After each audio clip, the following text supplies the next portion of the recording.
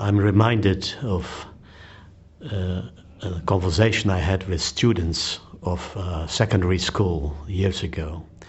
And I related that somebody called me in the middle of the, very late at night and said, I was a perpetrator. I was terrible in the war and I caused pain to your people, but now I can't sleep. Can you forgive me? And I immediately said, the ones who could forgive you are not anymore alive. I cannot forgive you, and put the receiver down. One of the students got up and said, Rabbi, you disappoint me. I said, why? He said, you didn't meet him. I said, how could I? I'm a survivor of the war. How could I face somebody who had perpetrated all those crimes? So he said, you don't even know his name. You should have been in the room together with him. Maybe something would have changed. And I had to say, you are right. Germany has brought up by now 2 generations of young people who have seriously wrestled with their past. And therefore one has to respect that. My closest friend through university years was a German, a Lutheran. And I had enormous respect for him.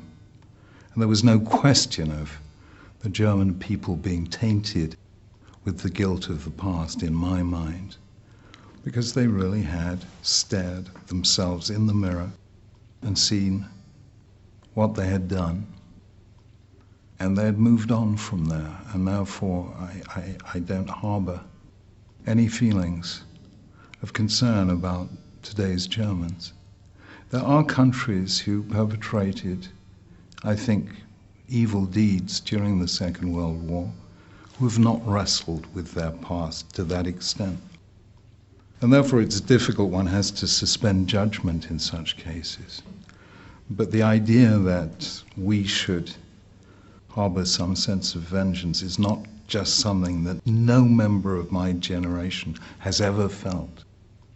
But I have learned from Holocaust survivors themselves that they have let the past be buried and they've looked forward to life.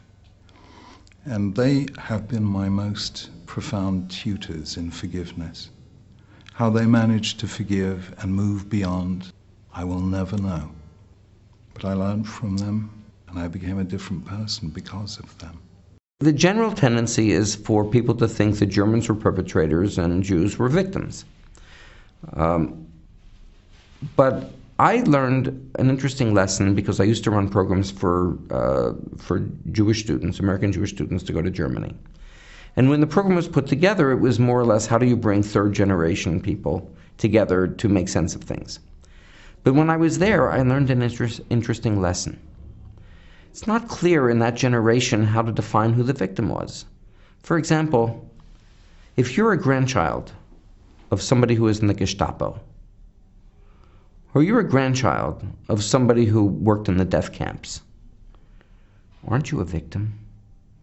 What is that? Can you imagine growing up? Can you imagine growing up with such a burden? Knowing that in your family there was somebody who put people to death knowingly in the nadir of human existence? That generation, those generations were both victims. इसी की सबसे एक अच्छी मिसाल Holocaust की है. The Holocaust is a good example. There were a lot of injustices done to the Jews, but even then they moved on. Now the Jews are living and working with the Christians in Germany. They were patient and have left it in God's hands. My particular story is part of a universal tale, and it will only stop when we are able to forgive and be forgiven,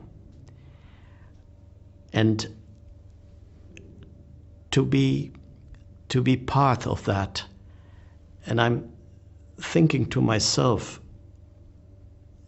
if a man would call me now and say, I've perpetrated the most hideous crimes towards your people, can you forgive me?